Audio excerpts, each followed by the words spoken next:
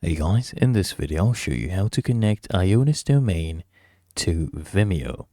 The first thing I want you to do is just launch your IONOS dashboard. When you're logged in, just come to the top left, click on menu.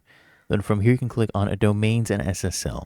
Okay, and just scroll down, find the domain that you want to connect to Vimeo. If they ask you to log in, just log in again. So I'm going to go ahead and select this domain right here, and it's currently connected to YouTube. So just come here under destination, you'll see adjust destination, click on that. And then I want you to scroll down here, you'll see connected to YouTube. Then click here, adjust connection to external page, okay? And then you need to choose right here under social media services, Vimeo. So you click on Vimeo, and you can either connect to your Vimeo profile page, so this is an example, or you can connect to your Vimeo channel. Okay, I'll show you profile page example, and you'll see examples right here as well when you scroll down on either of those.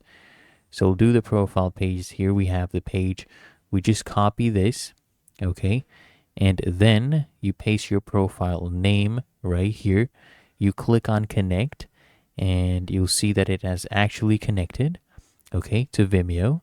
And you can take this URL, okay, for your domain, and you can go ahead and paste it in a new tab.